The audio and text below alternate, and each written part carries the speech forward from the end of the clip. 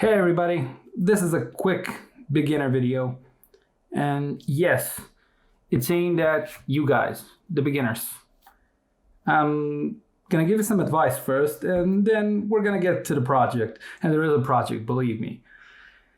A lot of the times in my electronics hobby, I've been asked to build something or help people, and at the same time, I've been told that electronics hobbyists are not necessary. They're useless. Why would you need them? Because you can buy everything from AliExpress in China. Those two diametrically opposed views have sometimes been uttered by same people. And I'm just gonna give you some advice here. And yes, there are a lot of things that are actually available from China. You can get a lot of things: Arduinos, modules, microcontrollers. You can get pre-assembled circuits to do predetermined things, and that's not a problem. But if you buy those and use those, does that actually make you an electronics hobbyist or just a consumer? And believe me, there are a lot of consumer-ready items out there on AliExpress, but most of them cost a lot. Most of them actually cost the same if you bought them from your own country, so it wouldn't make much of a difference. Well, let me address, yes, that first thing. Electronics hobbyists are unnecessary, they're not needed, they're useless. Yeah, I'm just gonna throw that out the window because most of your local repairmen and repair technicians actually started as electronics hobbyists. Most of them didn't have any formal training, no school or nothing. See this? It's a phone. Everybody has one. It's bound to break someday. And most likely, the guy who's fixing it for you began as an electronics hobbyist first, before starting a business. And at the other end, there are people who are like, yo, can you build something for me? And you're eager, you're new, you want to learn, you want to work. You're like, oh, by golly, somebody needs my electronic skills. And you want to help them, right? But people almost always ask for a finished project. They don't want to see a circuit board with something soldered on. They just want the finished project in a box. They can press the button and it would work. And you most likely can build something in a box that can work. But, most of the times, people are going to expect that for free. And I can tell you now, never work for free. And sometimes people may say, I'll pay for the materials, for the components. Don't worry about that. Don't work for the component costs only either. Because yes, they may pay the components, and you know that components are very cheap from China. You can start this hobby for about $200. You can start working, but that's not the point. The point is that you need to value your work if you expect others to value it for you. Don't make stuff for free. I'm serious. Because if people are like, I'm just gonna pay for materials. Yes, but a lot of those same people are gonna keep piling up on you. And yes, you may already have the materials. You may not need to buy them. But again, that doesn't account for 3 to 6 to 9 to 12 to 2 days you had to spend assembling it into a finished project. Always ask for the money, for the hands.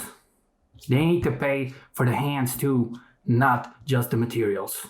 If they tell you next time, I'll just pay for the materials, give them the materials. Let them make it. Because you know what that tells me? What you do, yeah, I like it. I respect it. They actually tell you that because they need something from you. But yeah, I like it. I respect it. But it's probably not that hard. I could have done it myself, but I just didn't put the time in it. I didn't put in any work and any time in it. It's probably not difficult since you know it. I'm sorry, but that's actually what it tells me. Seriously. And maybe I'm looking into it too much, but no, I really refuse to work for free. Because parts cost, time cost, my tools cost, the electricity I spend costs. A thank you and money for the materials won't pay for any of those. That's really gonna make you bitter. You know why? Because they're determining the value. You're letting them determine the value of your work. Don't let them do that. Now, I'm sorry for getting a little preachy, and I'm sorry for getting a little heated and negative, but I have fallen into this trap multiple times. And sometimes people won't tell you what the project is, but they ask you how to wire something up. And I have had friends just come to me and, you know what? I don't give an F what it does and what it's supposed to do. You just wire it for me. When they tell you that, ask for money. Because I offered multiple times to teach people how to fish. Now they just want to fish. Well, if you want to fish, then pay for it. I'm serious. Don't devalue yourself. Even if you're a kid. Most people won't expect a kid to charge them. Charge them. I am really serious. Now, let's get to the project at hand. And I'm sorry for dragging on the video for too long. And I hope I made my point clear. Don't let others determine your value. And if they do not respect your work as an electronics hobbyist, while at the same time needing your help and needing your services, then just tell them to go to a professional. Because that guy is going to take the skin off their back. That guy's going to charge 20 times more than you would. Now let's get into today's project. And I'm sorry if I sounded a little heated or emotional, but please don't fall into the trap that I have. If you have this skill, you are probably valuable. You're probably needed. Just ask for them to pay you. If they want the job done, you tell them how much it costs. Okay, so the project is, you know those hanging counters and I think they're called that, I don't know, in the kitchen, those hanging things. The missus wants me to put lighting on them, and she wanted to buy some fluorescent lights, and she would put them there, and they would hook up to 220 volts, and yeah, she would use those. She really needs the extra light, and believe me, yes, the kitchen is really dark. So I was like, why would you do that? Most of those fluorescent lights cost $60 and they need to be replaced. They're quite expensive. She asked me, do you have a better solution? Well, of course I do. Neon strips. These cost about $1 a meter. I'm serious. You can get them on AliExpress for $1 per meter. And as you can see, the little scissor part, you can cut them right there. There are multiple parts like those.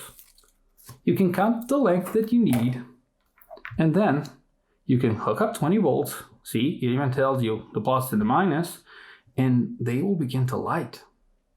So, yes, they're awesome. They're also really cool because they're sticky. You just peel off the adhesive from the back, and then you stick them wherever you need them, and they light up pretty bright. So, I already pre-cut and pre-soldered. Actually, no. These wires actually came pre-soldered with the strip. So I've actually cut the length needed. And yeah, let me just demonstrate the brightness first. Okay, so here's my lab power supply. I made it myself. I'm probably gonna make a similar video to show you how to make it, but this is actually what I'm talking about. See this box? Yes, the box is pre-built. I bought the box, but routing everything inside the box is also my work.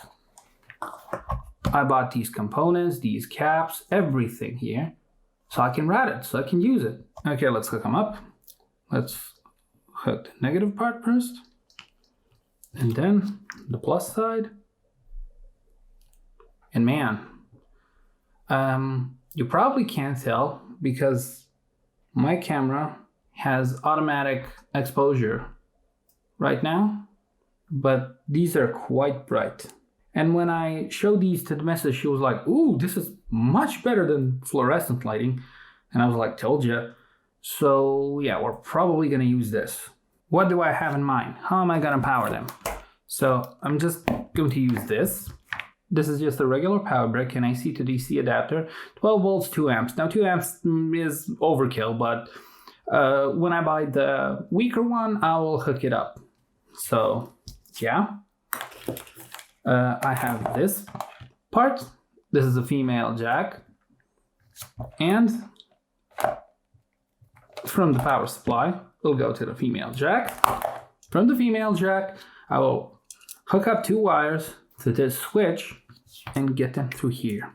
For a project like this, I wouldn't exactly charge anyone, especially not the missus. I mean, she's the boss of the house, seriously. But projects like these are simple and people usually don't ask for your help when it comes to projects like these. But when you need to build a project where it requires for you to etch your own PCB and solder the components and then test it and troubleshoot it if you made a mistake, seriously, that is all lost time. Ask for compensation for all of that lost time, because you could have been doing anything else besides that. Okay, let's get some wires first. Okay, I used to use this female jack for a breadboard, as you can see. Let's get those off.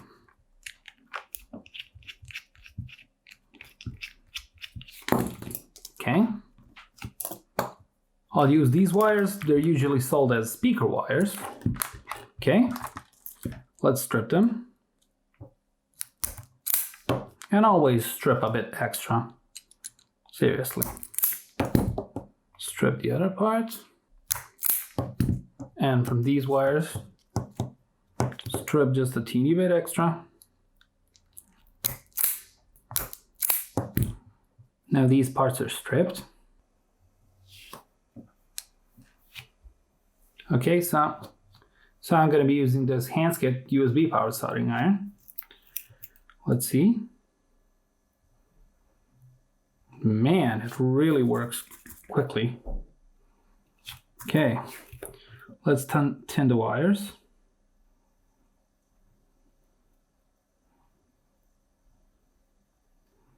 Nice. Let's get the excess off.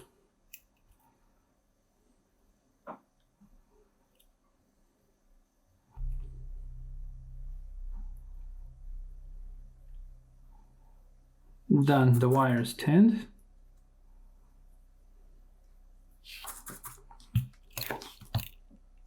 And it's really solid. Let's tin the other wires. Okay, let's tin up this one. It's really smoky.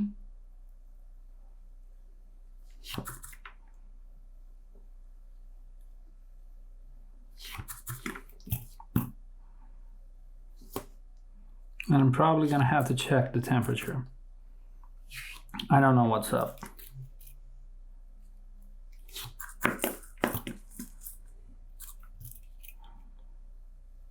Now, I'll probably use the wrong tip last time.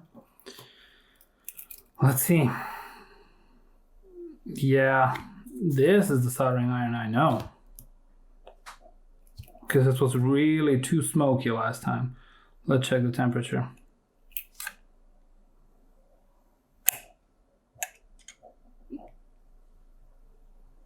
Yep. I just used the wrong tip. The last one would have gone to 350 or something. This one should go to 300. No problem. From 300 to 330, that's its heat. I apologize for the mess. But yeah, this is work like Electronics is like this. Now let's twist these. Okay, let's solder these up.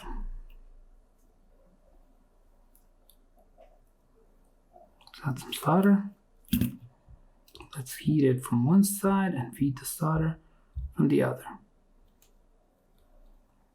Come on. Come on. Yes, and that's it. You see how the solder dispersed itself? It went where it needed to go. This is the best technique, actually. Just heat it from one side and feed the solder from the other. And when you heat it up enough, the solder will go where it needs to. And this is it. These are solid connections. Let's trim the excess.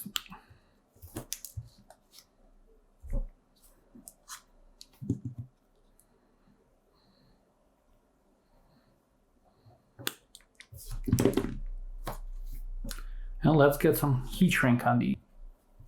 Okay, heat shrink.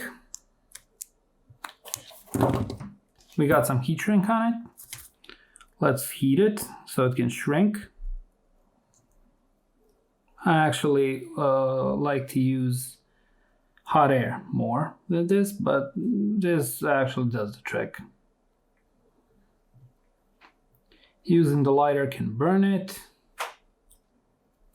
but this works cool. This works just as well. Okay, then let's wire them to a switch. This is the switch I'll be using. We're gonna wire the plus side, the red one. So it means that we need to cut it and then strip it. We strip the red wire. Okay, let's turn the wire up. Okay.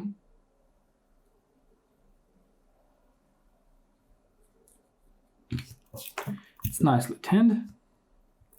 Let's tin the other side.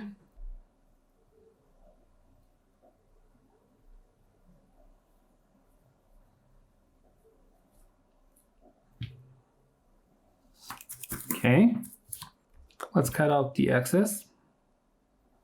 And yes, there's a lot of excess wire. Let's keep them the same length. Nice. Let's get the switch. And usually the minus or the black wire goes here. And the red wire goes here. Get some wire in and then tighten the lug.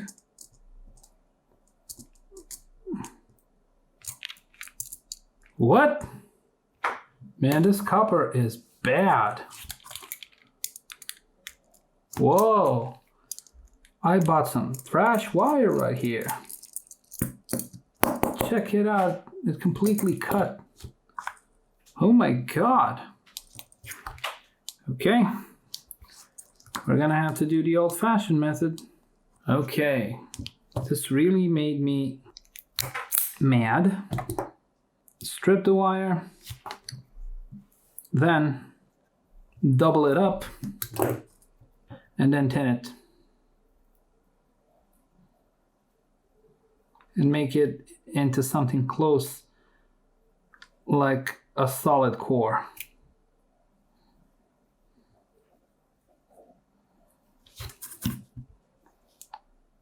Because I managed to break it somehow.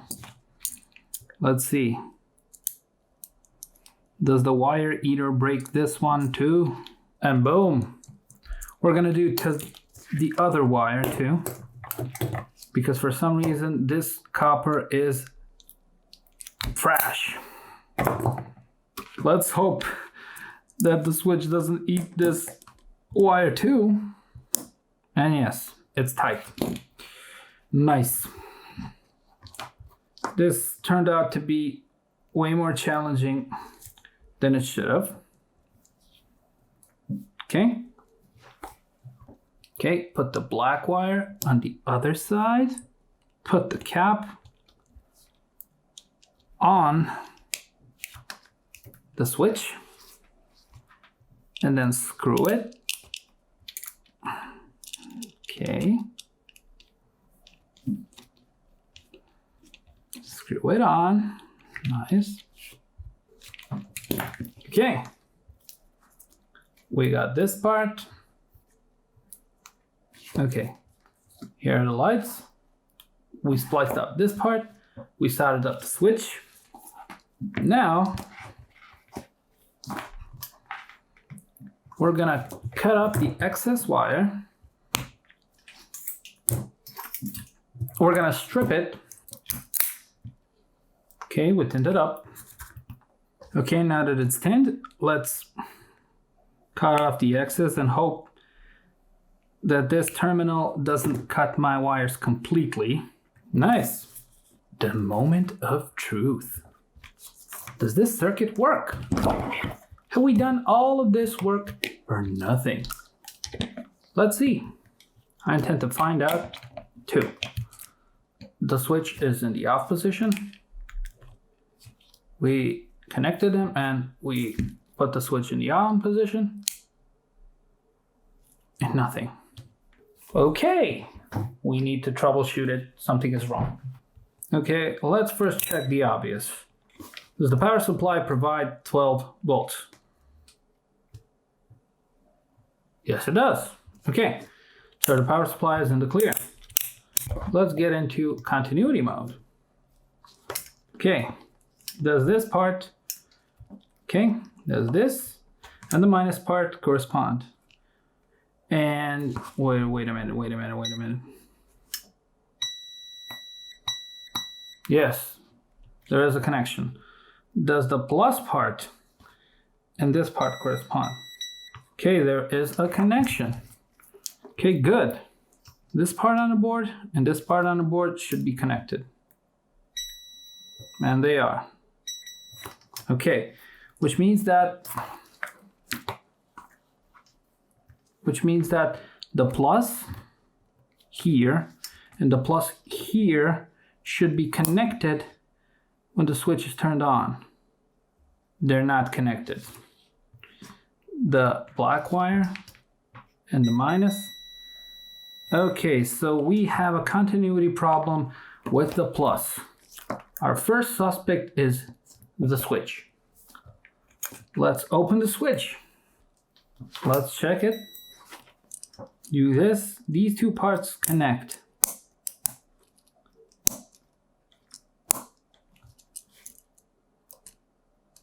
And the answer is no. There's something wrong with the switch. Okay, let's get this latching part off. Now I'm going to attempt to do something moronically stupid. I'm going to attempt to fix the switch.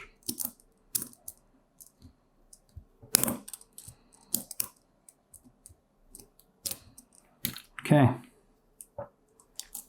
This should have done it. Let's see. Is there continuity now? Yes, there is.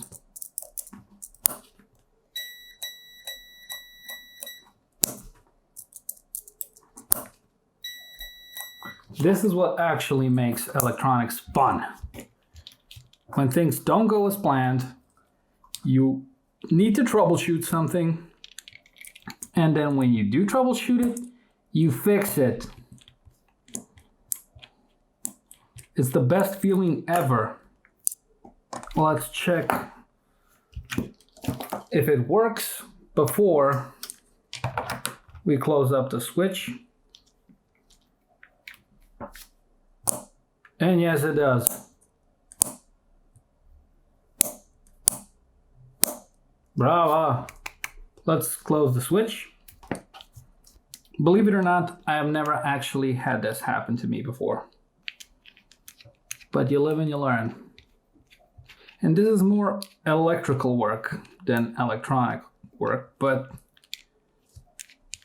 it's just as fun. The moment of truth, take 2.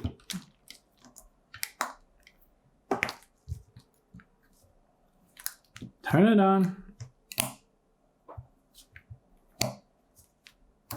Wait, again? This is the definition of insanity, man.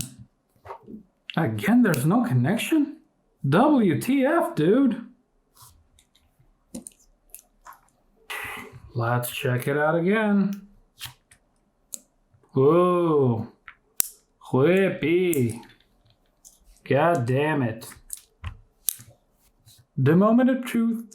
Take 3. Whippy. We've made it. I didn't plan for this to happen.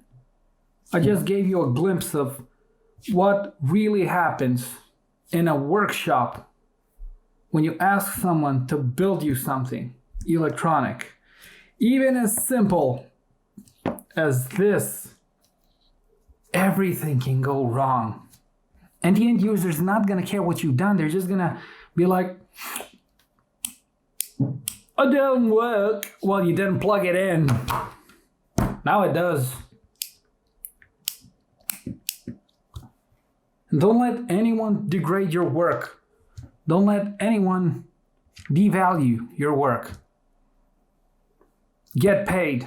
Charge them. Everybody, thanks for watching. I love you all, and I hope to see you in the next video. Bye-bye. And don't let anybody tell you otherwise. You and your knowledge is worth the money. Here it is.